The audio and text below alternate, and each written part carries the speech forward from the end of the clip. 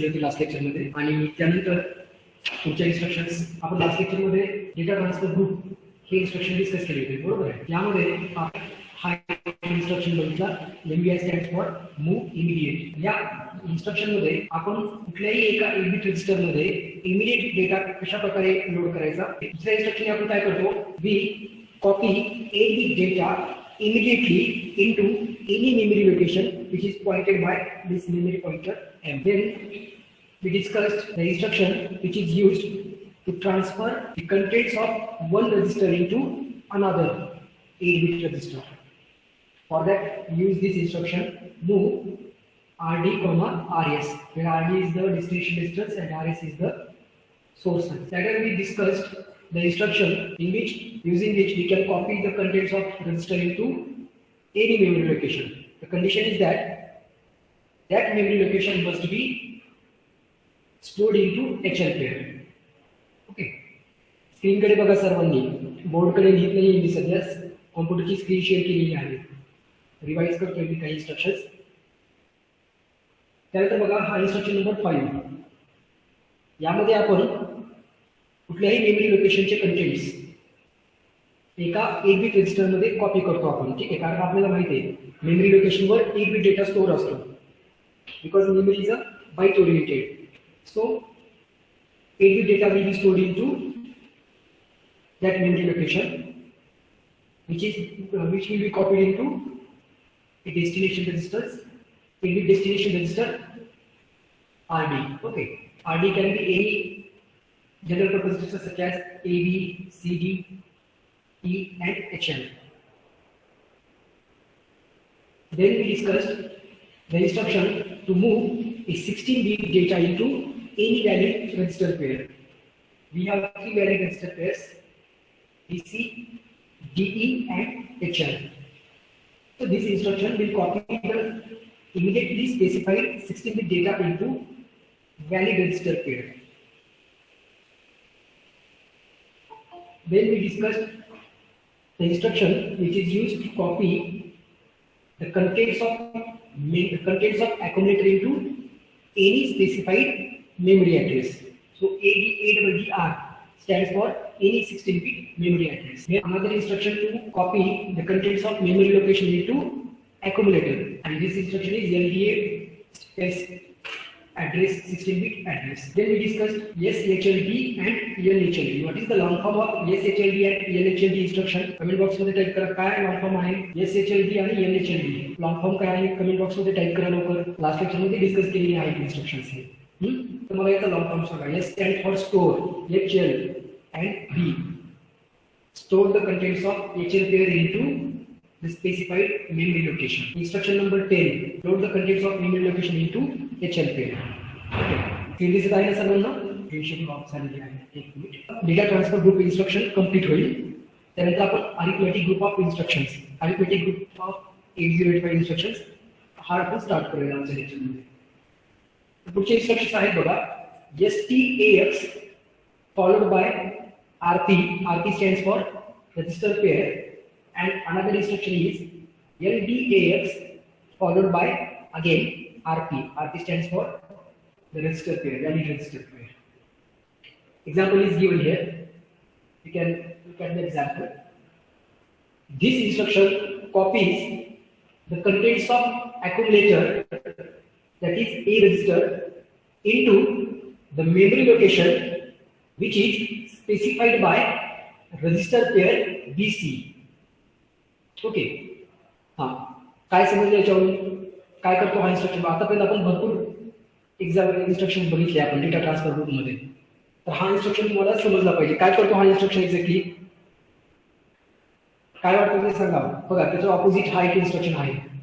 This instruction copies the contents of register pair into accumulator, and you can specify any valid register pair here. Okay, here you can see register B is specified, BC register pair is specified, and here DE register pair is specified. So what will this instruction do? Can you tell me? Yes, काय करतो हा instruction बघायचा आहे. STAX आणि LDAX. ज्याप्रमाणे आपण ST आणि LDA instruction बघितले होते सेम त्या टाइप त्यासारखेच हे इन्स्ट्रक्शन्स आहेत STAX आणि LDAX. हा इन्स्ट्रक्शन काय करतो बघा. आता इथे एक एक्झाम्पल दिलेलं आहे. सर्वांनी आता बोर्डकडे बघा. मी बोर्डवर लिहित आहे, सर्वांनी बोर्डकडे बघा.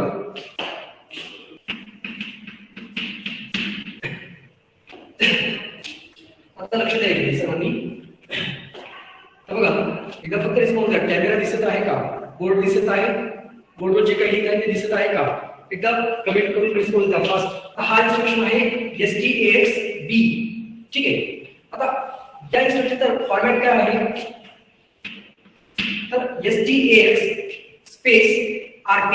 RP stands for register pair. We have 3 valid register pairs. Okay, we have 3 valid register pairs, which is BC, DE, and HL. BC, DE, and HL.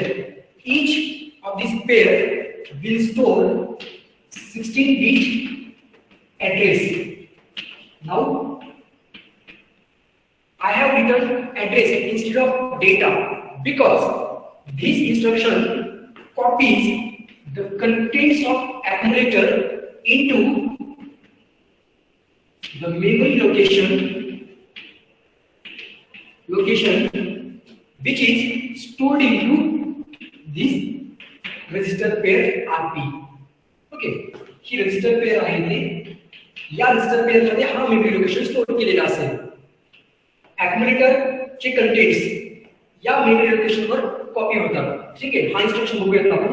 हे आहे ॲज युजुअल हा त्याचा स्टार्टिंग आणि एंडिंग ऍड्रेस असेल आणि in between कोणताही randomly memory location pick करत आहे.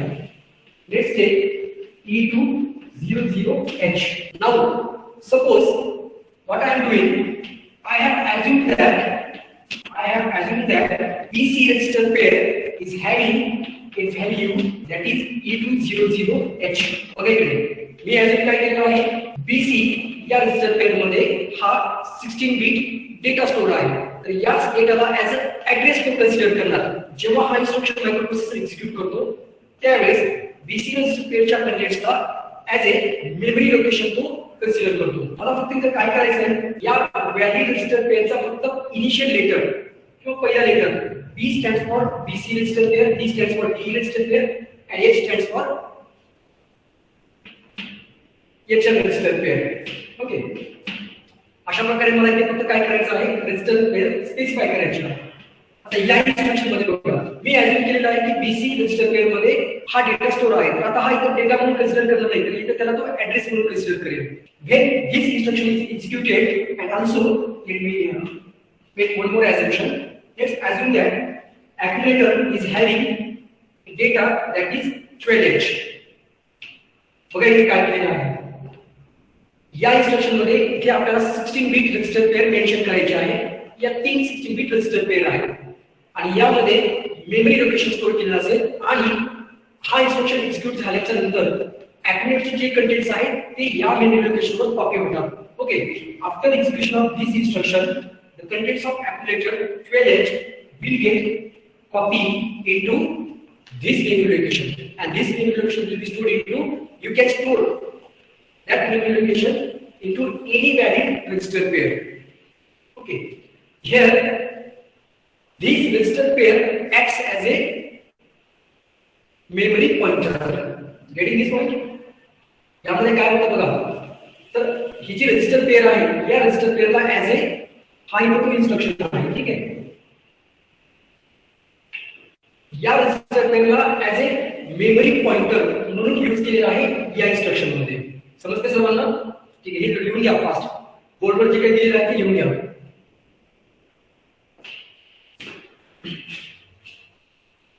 बोर्डवर दिलेलं लिहून घ्या लवकर.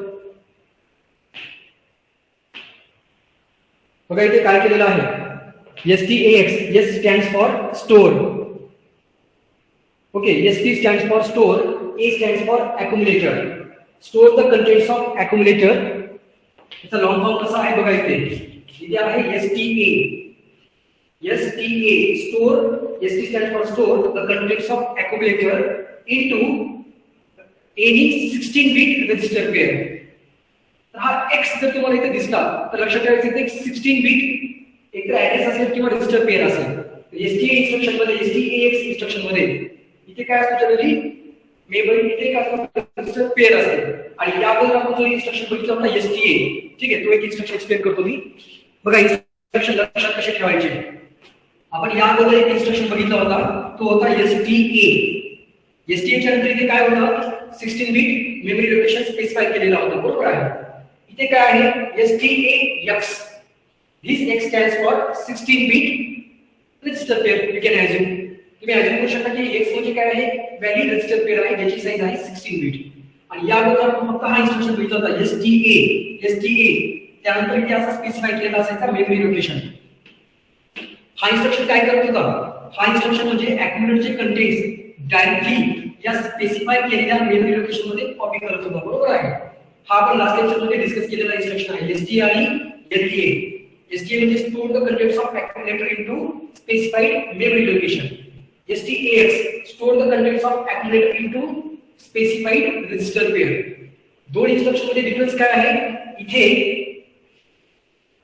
डायरेक्टली मेमरी लोकेशन स्पेसिफाय केलेलं असतं आणि इथे मात्र डायरेक्टली आपण रजिस्टर पेअर यूज करतो, ठीक आहे.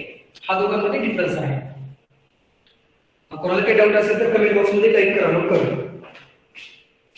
समजलं का? काही डाऊट असेल तर कमेंट बॉक्स मध्ये टाईप करा.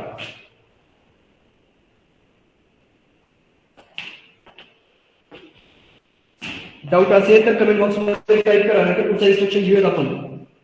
समजले सर्वांना? एसटीए आणि एसटीएक्स दोन इन्स्ट्रक्शन मध्ये काय डिफरन्स आहे समजलं का? कमेंट करा लवकर, टाइम वेस्ट करू नका. ठीक आहे, आता आपण पुढचा इन्स्ट्रक्शन घेऊयात आपण.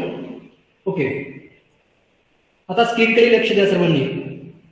आता स्क्रीनकडे या सर्वांनी, कॉम्प्युटर स्क्रीनकडे. ओके, आता बघा हा इन्स्ट्रक्शन बघितला आपण एसटीएक्स, राईट. आता पुढचा इन्स्ट्रक्शन आहे एलडीएक्स. आता हा इन्स्ट्रक्शन एक्सप्लेन करायची आवश्यकता आहे का? तर काही आवश्यकता नाहीये. जो जसा एसटीएक्स इन्स्ट्रक्शन आहे त्याच्याच ऑपोजिट आहे एलडीएक्स. एसटीएक्स मध्ये काय केलेले आपण, we have stored the contents of accumulator into memory location which is stored into any valid register pair. Exactly त्याच्या ऑपोजिट हा इन्स्ट्रक्शन करतो एलडीएक्स. एलडीएक्स काय करतो, it will load or copy the contents from memory location into accumulator. दोन instruction मध्ये फक्त difference काय आहे तर डेटाची डायरेक्शन, ठीक आहे. एसटीएक्स मध्ये काय होतं, अॅक्युम्युलेटरचा डेटा मेमरी लोकेशन मध्ये कॉपी होतोय आणि एलडीएक्स मध्ये काय होत आहे तर मेमरी लोकेशनवरचा डेटा अॅक्युम्युलेटर मध्ये कॉपी होतोय, ठीक आहे. फक्त ही डेटाची डायरेक्शन याच्यामध्ये बदलली, बाकी काही इन्स्ट्रक्शन्स सेम आहेत. त्यानंतर हा बघा इन्स्ट्रक्शन नंबर 13 XCHG. फक्त एवढाच इन्स्ट्रक्शन आहे. इथे बघा, इथे सोर्स किंवा डेस्टिनेशन ऑपरेंड जे असतात ते इन्स्ट्रक्शन मध्ये स्पेसिफाय केलेले असतात, लक्षात ठेवा. आतापर्यंत इन्स्ट्रक्शन बघा, आणि हा XCHG म्हणजे exchange. XCHG stands for exchange. आतापर्यंत इन्स्ट्रक्शन बघा, प्रत्येक इन्स्ट्रक्शनच्या फॉर्मॅट मध्ये तुम्हाला पहिल्यांदा दिसेल त्याचा मेमोनिक्स, आणि मेमोनिक्सच्या नंतर इथे तुम्हाला एकतर सोर्स ऑपरेंड दिसेल किंवा डेस्टिनेशन ऑपरेंड दिसेल तुम्हाला. पण हा आपण बघितलेला हा पहिला इन्स्ट्रक्शन आहे ज्यामध्ये सोर्स किंवा डेस्टिनेशन ऑपरेंड हे इन्स्ट्रक्शन मध्ये स्पेसिफाय केलेले नसून ते त्याच्या ऑपकोड मध्ये स्टोअर केलेले असतात. जसं की आता इकडे बघा, फक्त हा इन्स्ट्रक्शन आहे XCHG. हा इन्स्ट्रक्शन काय करतो बघा, HL आणि DE पेअर ह्या दोघांचे कंटेंट्स फक्त काय करतो तो एक्सचेंज करतो, ठीक आहे. इन्स्ट्रक्शन काय करतो, HL आणि DE पेअर ह्या दोघांचे कंटेंट्स फक्त तो काय करतो एक्सचेंज करतो. समजते? आता कशा प्रकारे एक्सचेंज करतो ते बघूयात आपण. आता सर्वांनी बोर्डकडे लक्ष द्या. बघा लक्षात घ्या, हा इन्स्ट्रक्शन बाकी इन्स्ट्रक्शन पेक्षा वेगळा का आहे. आता यावर आपण हा इन्स्ट्रक्शन बघितला होता, move let's take a, b. याचा फॉर्मॅट कसा आहे? हा आहे मेमोनिक्स, बरोबर आहे. Mnemonics tells the programmer which operation is going to be performed. ठीक आहे. MOV आपल्या प्रोग्रामरला किंवा आपल्याला इमिडिएटली समजतं की MOV म्हणजे डेटा मूव्ह होत आहे. त्यानंतर ADD डेटा ऍड होत आहे. SUB डेटा सबट्रॅक्ट होत आहे. हे सर्व काय असतात? त्याचे मेमोनिक्स असतात. इन्स्ट्रक्शनचे हे मेमोनिक्स असतात. त्यानंतर आपण इथे एक स्पेस देतो आणि स्पेसच्या नंतर सोर्स आणि डेस्टिनेशन ऑपरँड आपण इथे स्पेसिफाय केलेले असतात. सोर्स आणि डेस्टिनेशन ऑपरँड म्हणजे काय असतात? ज्या रजिस्टरवर किंवा ज्या मेमरी लोकेशनवर ते पर्टिक्युलर ऑपरेशन परफॉर्म होत आहे त्याला आपण म्हणतो सोर्स किंवा डेस्टिनेशन ऑपरँड म्हणतो. आपण जनरली त्याला ऑपरँड म्हणत असतो आपण त्याला. ठीक आहे. तर काही इन्स्ट्रक्शन्स तुम्ही बघितले त्यामध्ये सोर्स आणि डेस्टिनेशन दोन्ही स्पेसिफाय केलेले असतात. काही इन्स्ट्रक्शन बघितले त्यामध्ये तुम्ही त्याच्यामध्ये फक्त आणि फक्त डेस्टिनेशन किंवा सोर्स ऑपरँड दोन्हीपैकी एक कुठला तरी स्पेसिफाय केलेला असतो. आणि हा जो इन्स्ट्रक्शन आहे XCHG म्हणजे काय? एक्सचेंज. तर या इन्स्ट्रक्शन मध्ये सोर्स आणि डेस्टिनेशन ऑपरँड ते स्पेसिफाय केलेले आहेत का? नाही स्पेसिफाय केलेले. मग ते कुठे मेन्शन केलेले असतात? ते याच्या ऑपकोड मध्ये स्पेसिफाय केलेले असतात. याचा अर्थ काय आहे बघा. आता या इन्स्ट्रक्शन मध्ये इथे बघा, इथे सोर्स आणि डेस्टिनेशन दोन्ही स्पेसिफाय केलेले आहेत. इथे STA आहे, स्टोअर करायचे आहेत कंटेंट सेगमेंटचे, म्हणजे हा डेस्टिनेशन झाला. ठीक आहे. याच्याच ऑपोजिट इन्स्ट्रक्शन बघितलं आपण DA. हा इन्स्ट्रक्शन काय करतो?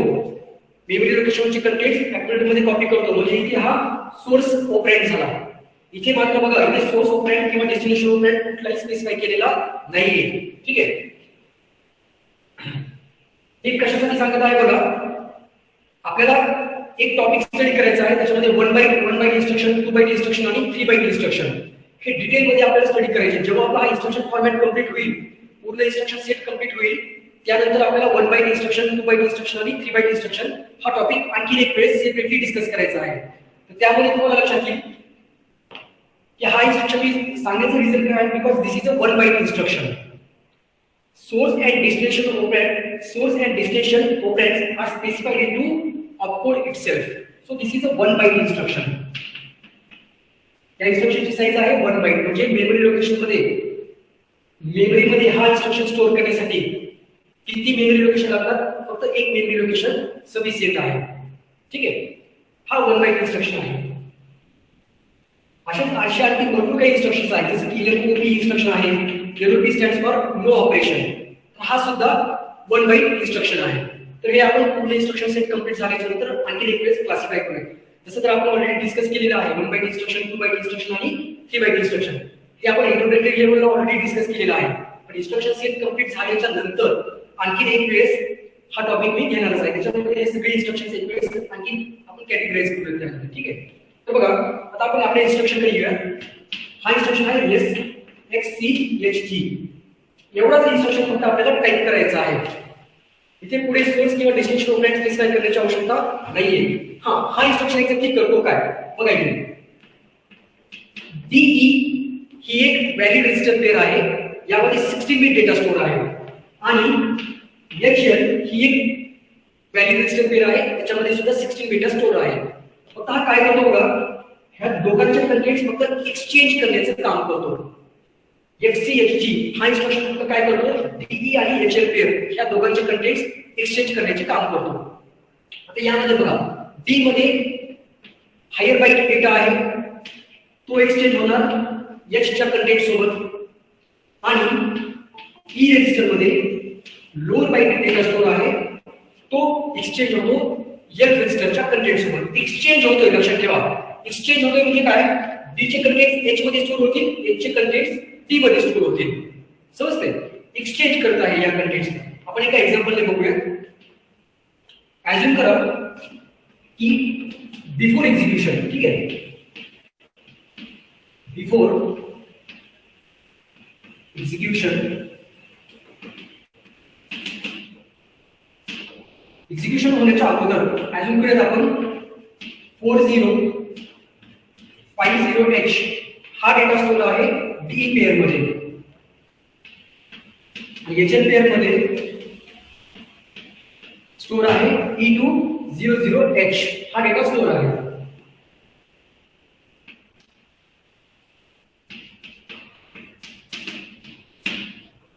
XCHG हा इन्स्ट्रक्शन एक्झिक्यूट झाल्याच्या नंतर नवीन कंटेंट्स काय असतील डीई पेअर आणि एचएल पेअर याचे कंटेंट्स काय असतील कमेंट बॉक्स मध्ये टाइप करून सांगा. After execution what will be the contents of DE pair and HL pair. Just type it in the comment box. Comment box मध्ये टाइप करून सांगा.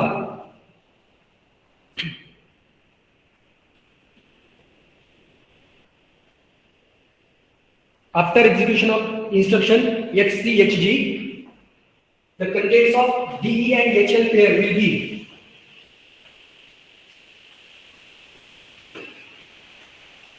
लवकर कमेंट बॉक्स मध्ये टाइप करा.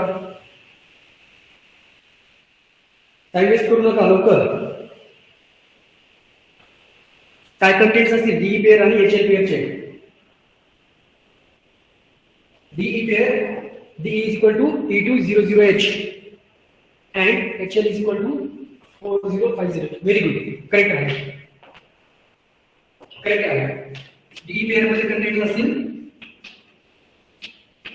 E200H आणि HL पेअर मध्ये असतील 4050H. हे कंटेंट असेल.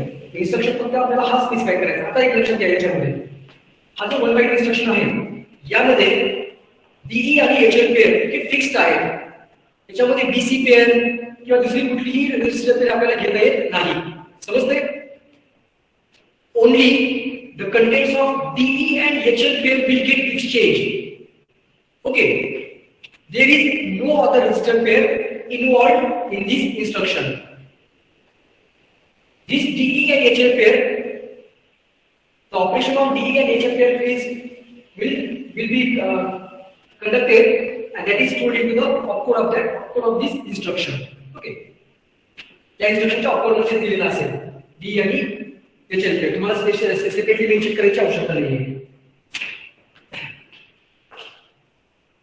ठीक आहे. आता कॉम्प्युटर स्क्रीन कडे या सर्वांनी. कॉम्प्युटर स्क्रीन कडे या आता सर्वांनी. बोर्डवरचं झालंय का द्यायचं? ठीक आहे. आता कॉम्प्युटर स्क्रीन कडे या. आता नेक्स्ट ग्रुप आहे बघा अरिथमेटिक ग्रुप ऑफ इन्स्ट्रक्शन्स. आता अरिथमेटिक इन्स्ट्रक्शन मध्ये कोणकोणते ऑपरेशन्स येतात? अरिथमेटिक ऑपरेशन म्हणजे कोणकोणते येतात? टाइप करा लवकर.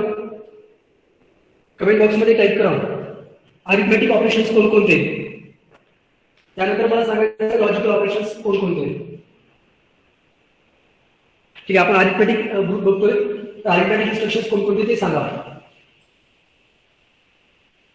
कमेंट बॉक्स मध्ये टाइप करा.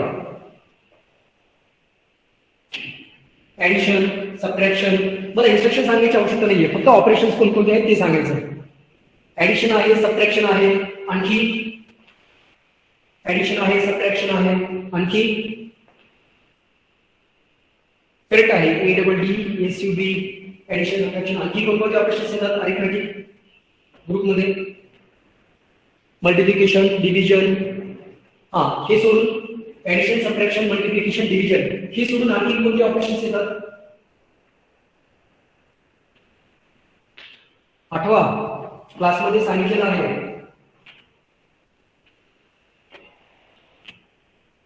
ऍडिशन, सबट्रॅक्शन, मल्टिप्लिकेशन, डिव्हिजन सोडून आणखी कोणते ऑपरेशन्स येतात अरिथमेटिक ग्रुप मध्ये? इन्क्रीमेंट आणि डिक्रीमेंट. Very good. करेक्ट. बघा इथे आता सेम इन्स्ट्रक्शन तुम्हाला इथे दिसतील अरिथमेटिक ग्रुप मध्ये. कॉम्प्युटर स्क्रीन कडे बघा सर्वांनी. बघा इथे ऍडिशन साठी ADD हा इन्स्ट्रक्शन आहे.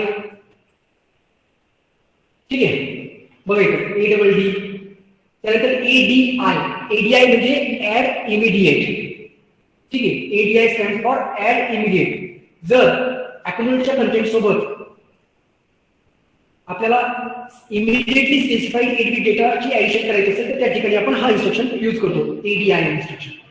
त्यानंतर इन्स्ट्रक्शन येतो बघा ADC stands for add along with carry. जर कॅरी जनरेट झाली असेल तर कॅरी सुद्धा ऍड करायची आहे.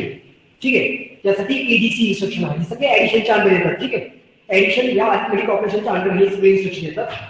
त्यानंतर बघा ACI आहे, add immediate along with carry. त्यानंतर इन्स्ट्रक्शन तो बघा DAD. तर हा इन्स्ट्रक्शन काय करतो, तर हा इन्स्ट्रक्शन आपण जनरली 16 बिट ऍडिशन साठी यूज करतो आपण. आतापर्यंत जे इन्स्ट्रक्शन बघितले ADC, ACI किंवा ADD ऍड, ADC, ADI हे सगळे इन्स्ट्रक्शन 8 बिट ऍडिशन साठी यूज केले जातात. आणि हा जो इन्स्ट्रक्शन आहे DAD, this instruction will add the 16-bit data stored into any register pair with the contents of HL pair, and the result will be stored into HL pair. बघा इथे 16-bit addition साठी हा instruction आहे DAD. याच्यामध्ये HL पेअरच्या content सोबत कुठल्याही register पेअरचे contents आपण add करतो आणि रिझल्ट पुन्हा कशामध्ये स्टोअर होत असतो, HL पेअर मध्ये. ठीक आहे, हे झाले ऍडिशनचे इन्स्ट्रक्शन्स. त्यानंतर बघा सबट्रॅक्शनचे इन्स्ट्रक्शन्स. त्यामध्ये SUB, SUI, subtract immediate, SDB, subtract along with borrow, SDI, subtract immediate data along with borrow. SBI stands for subtract the immediate data from accumulator along with borrow. त्यानंतर बघा DAA, हा interesting instruction आहे, लक्षात ठेवा.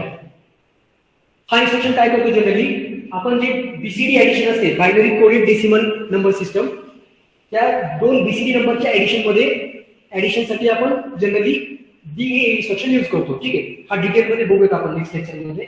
सध्या फक्त एक overview discuss करत आहे मी, आणि हे सगळे इन्स्ट्रक्शन आपल्याला डिटेल मध्ये नेक्स्ट लेक्चर मध्ये बघायचेच आहे. त्यानंतर बघा इन्क्रीमेंट साठी आहे INR, डिक्रीमेंट साठी आहे DCR. तर हे सगळे इन्स्ट्रक्शन्स येतात 8085 मध्ये. आता तुम्ही म्हणणार सर, तुम्ही सुरुवातीला विचारलं की अरिथमेटिक ऑपरेशन कोणकोणते येतात. आम्ही बोललो ऍडिशन, सबट्रॅक्शन, मल्टिप्लिकेशन, डिव्हिजन, आणि इन्स्ट्रक्शन तरी ते फक्त ऍडिशन आणि सबट्रॅक्शन साठी दिसतात. मग मल्टिप्लिकेशन आणि डिव्हिजन कशी करायची. ठीक आहे, तर हे आपण प्रोग्रामिंग मध्ये बघूयात आपण. मल्टिप्लिकेशन म्हणजे काय असतं, multiplication is nothing but repeated addition. बरोबर आहे, multiplication is nothing but repeated addition. तर जरी 8085 मध्ये मल्टिप्लिकेशन साठी डायरेक्ट इन्स्ट्रक्शन दिलेला नसेल तरी सुद्धा आपण रिपीटेड ऍडिशनने मल्टिप्लिकेशन करू शकतो. काय म्हटलो मी, रिपीटेड ऍडिशनने मल्टिप्लिकेशन कशी करायची हे आपल्याला बघायचं आहे प्रोग्रामिंग मध्ये. ठीक आहे, हे सगळे इन्स्ट्रक्शन कंप्लीट झाल्यानंतर प्रोग्रामिंग आपण काही प्रोग्राम्स बघूया. जवळपास 10 ते 15 प्रोग्राम्स मी क्लासमध्ये घेईन आणि ते तुम्हाला डायरेक्टली सिम्युलेटर मध्ये रन सुद्धा करून दाखवेल मी. तर त्यावेळेस बघूया आपण मल्टिप्लिकेशन कशी करायची, डिव्हिजन वगैरे कशी करायची 8085 मध्ये. ठीक आहे, इथे जस्ट एक आपण ओव्हरव्ह्यू डिस्कस केलेला आहे. उद्याच्या लेक्चर मध्ये 1 बाय 1 सर्व इन्स्ट्रक्शन आपण डिटेल मध्ये स्टडी करू. लेट करू नका कोणी.